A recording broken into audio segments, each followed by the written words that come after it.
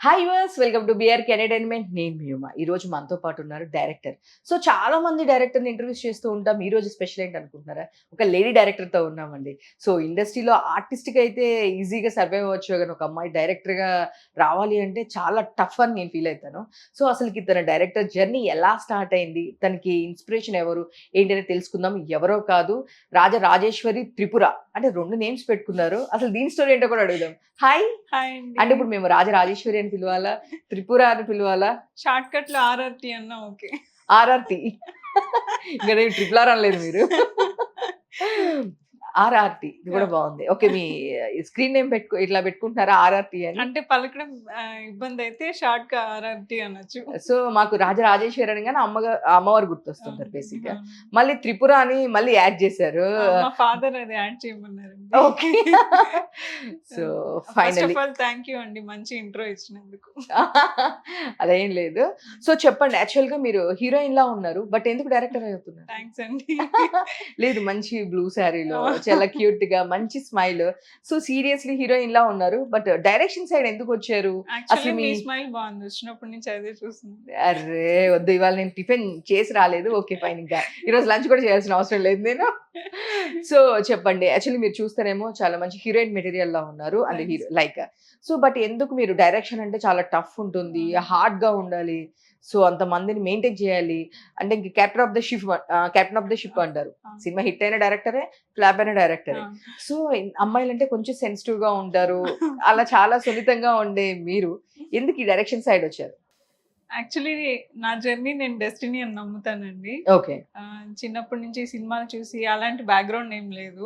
హ్మ్. But direction కూడా director అవ్వాలని డిసైడ్ అయిన తర్వాతే డైరెక్షన్ గురించి తెలుసుకున్నాను. ఓకే. సో, కంప్లీట్ నా డెస్టినీ అని నమ్ముతానండి అది. ఒక్క మాటలో ఇది ఎంత నాకిష్టం అని చెప్పాలంటే కోవిడ్ వచ్చింది కదండీ! అప్పుడు అందరికి కోవిడ్ అటాక్ అయ్యి, అప్పుడు నేను బెడ్ మీద ఉన్నప్పుడు కూడా నేను డైరెక్షన్ చేస్తే చాలనుకున్నాను. సో, అంత passionate. So sweet. So sweet. Thanks yes. అండి. సో చూస్తే గనుక ఇప్పుడు మీరు ఎవరి దగ్గరైనా సరే అసోసియేట్‌గా వర్క్ చేసారా? అంటే నేను విన్నాను సమ్ అవార్డ్స్ కూడా వచ్చినాయి మీకు అని చెప్పేసి. ఆయ్! ఆ! అసలేంటి బ్యాక్‌గ్రౌండ్ యాహ్! ఏంటి? అండి. నాదొక 10 ఇయర్స్ జర్నీ ఉంది. ఓకే. నే 10 ఇయర్స్. ఆ! సో చాలా మంది అనుకుంటూ ఉంటారండి సినిమా హిట్ అవ్వంగానే వాళ్ళకేముంది వన్ డే హ్యాపీగా సక్సెస్. వన్ డేలో సక్సెస్ అయిపోయారని. లేదండి. ఆ! ఒక 10 ఇయర్స్ అండ్ ఇంకొక అపోహ కూడా ఉంటుంది. అమ్మాయిలంటే ఈజీగా ఆపర్చునిటీస్ వస్తాయి. అబ్బాయిలకైతే రావు. వాళ్ళు ఎక్కువ కష్టపడాలనుకుంటారు. లేదండి, అమ్మాయిలు కూడా అంతే ఈక్వల్‌గా కష్టపడుతుంటారు. సో ఎగ్జాంపుల్ తను 10 ఇయర్స్ నుంచి దీనిలో ఉంది. ఇదే ఫీల్డ్‌లో డైరెక్టర్‌గా అవ్వాలి అని. బట్ ఇప్పటికి స్టిల్ స్ట్రగుల్ చేస్తూ తను వర్క్స్‌ని లీడ్ చేస్తున్నారు. అంతే యెస్ కదా? అండి. యెస్ అండి. 100% సో ష్యూర్. మీ 10 ఇయర్స్ జర్నీ గురించి చెప్పండి. యాహ్! నేను జెమినీలో యాంకరింగ్ చేశానండి స్టార్టింగ్‌లో. ఓకే. కొంచెం ప్యాకెట్ మనీ కోసం లాగా. దాని తర్వాత రైటింగ్ సైడ్ ఎళ్ళిపోయాను. అంటే ఓకే. అసిస్టెంట్‌గా జాయిన్ అయ్యాను గానీ, నాకక్కడ నేర్చుకోవాల్సింది పెద్దగా ఏం లేదనిపిచ్చి, నేను కంప్లీట్ రైటింగ్ సైడ్ ఉన్నా. దాని తర్వాత ఓన్‌గా నేను షార్ట్ ఫిల్మ్స్ కొన్ని తీసుకొని, ఇందాక మీరన్నారు కదా! పేపర్‌లో ఆర్టికల్స్ అవును. అవార్డ్ వచ్చింది. ఆ! ఆర్టికల్స్ ఆ! అవన్నీ చూసి. అది పూరి జగన్నాథ్ గారు డైరెక్టర్ హంట్ అని ఒకటి తీశారు. ఓకే. అందులో నేను పార్టిసిపేట్ చేశాను. 10 డేస్‌లో 10 షార్ట్ ఫిల్మ్స్ తీసామన్నమాట.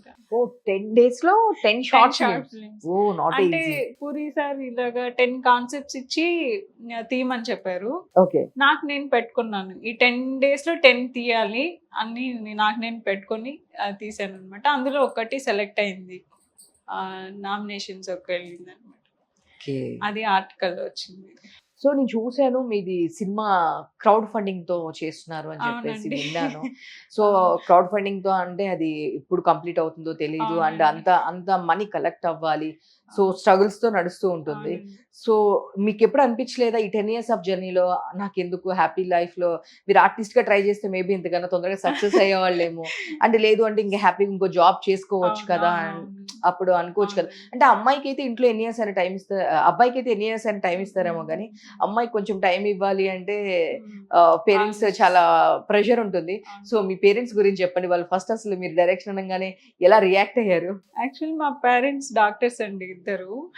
ఓకే. మా సిస్టర్స్, బ్రదర్స్ అందరూ బా చదువుకొని జాబ్ చేసి ఆ బ్యాక్‌గ్రౌండ్‌లో ఉన్నవాళ్ళే. ఓకే. ఫస్ట్‌లో ఫాదర్ కొంచెం ఒప్పుకోలేదు. మామూలు మిడిల్ క్లాస్‌లో ఎలా ఉంటుంది అలానే జరిగింది ఇంట్లో. ఓకే. భయముంటుంది కదా! సడెన్‌గా ఎక్కడికో యెస్. ఎళ్లి చేస్తున్నారంటే ఫస్ట్ భయపడ్డారు. బట్ నేను ఇక్కడికి వచ్చి ఇక్కడ జరిగేవన్నీ వాళ్ళతో నేను కమ్యూనికేట్ చేసి ఆ, చే అంటే నా ప్యాషన్ వాళ్ళు అర్థం చేసుకున్నాను అనమాట. ఈ అమ్మాయికి ఎంత ఇంట్రెస్ట్ ఉంది ఆ పాయింట్లో వాళ్ళు కొంచెం నెమ్మదిగా అర్థం చేసుకొని ఇప్పుడైతే మా డాడీని నాకు సపోర్ట్ చేస్తున్నారండి. ఏదో ఒక రోజు నీ పేరు సిల్వర్ స్క్రీన్ మీద వస్తుంది అంటారు. మా మదర్ కానీ ఫ్యామిలీ అందరు కూడా మంచిగా సపోర్ట్ చేస్తున్నారు. సూపర్ సూపర్ అండి. Family support, well educated doctors. Definitely ఉండాలి. సో కానీ ఇంట్లో ఎవరైనా ఒకళ్ళు ఉంటారనమాట. ఒకళ్ళు అలాగే మీ ఇంట్లో మీరు ఉన్నారనమాట. సో ఇంకా చెప్పాలి అంటే అంటే వాళ్ళంతా ఫస్ట్ ర్యాంక్ అయితే నేను లాస్ట్ బెంచ్ అండి. ఓకే, నేను లాస్ట్ ఒక్కదాన్ని. లాస్ట్ బెంచ్ వాళ్ళు ఇంకా ఎక్కువ సక్సెస్ అవుతారండి. చదువులో తప్ప అన్ని విషయాలు ఎక్కువ యాక్టివ్ ఉంటారు. సో ఎందుకు అలా అనుకుంటారు? సో ఇప్పుడు సినిమా ఇండస్ట్రీలో సగం మంది వాళ్ళే ఉన్నారు. Thank you. సో చాలా హార్డ్ వర్క్ కూడా వాళ్ళే చేస్తారు. మేబీ చెప్పాలి అంటే. సో జనరల్ గానే ఇండస్ట్రీ అనగానే చాలా ఫేస్ చేస్తూ ఉంటాం. అవునండి. కాస్టింగ్ కౌచెస్ అని చాలా ఫేస్ చేస్తూ ఉంటాం. సో మీ 10 years ఆఫ్ జర్నీలో సో మీరు ఎలాంటి స్ట్రగుల్స్ ఫేస్ చేశారు? అంటే అసోసియేట్ గా వెళ్ళినప్పుడు కానీ అవును. అండ్ మీరు వర్క్ చేసేటప్పుడు కానీ సో అబ్బాయి అంటేనే చాలా ప్రాబ్లమ్స్ ఉంటాయి అంటారు. ఇంకా అమ్మాయి అందులో డైరెక్షన్ అనే పాటికి డే అండ్ నైట్ వర్క్ చేయాల్సి ఉంటుంది. వర్క్ టైమింగ్స్ ఉండవు ఫస్ట్ ఆఫ్ ఆల్. సో అలాంటి టైంలో మీరు ఎలా స్ట్రగుల్ ఫేస్ చేశారు? అంటే ఇప్పుడు నాకు 10 years లో కూడా నేను ఎక్కడ సినిమా చేయలేదంటే మీరు అర్థం చేసుకోవాలి. ఎందుకంటే ఫస్ట్ స్కోప్ నేను ఇవ్వను. అంటే నేను నా కంఫర్ట్ లోనే నేను చేస్తానండి. నాకంటూ కొన్ని లిమిట్స్ పెట్టుకుంటాను. అందులోనే నేను వర్క్ చేసుకుంటాను. అంటే ఏదైనా నాకు కొంచెం తేడా అనిపించినా నేను కనీసం చెప్పనండి, సైడ్ అయిపోయి వెళ్ళిపోతాను. అలాగా. అంటే టు బి ఫ్రాంక్ నాకైతే అంత బ్యాడ్ ఎక్స్పీరియన్సెస్ ఏం లేవండి. ఎందుకంటే ఫస్ట్ ఆఫ్ ఆల్ నేను వెళ్ళి అప్రోచ్ అయ్యేటప్పుడే మనకి అర్థమవుతుంది. నేను అక్కడే ఆగిపోతాను ఏదైనా కొంచెం తేడా అనిపిస్తే.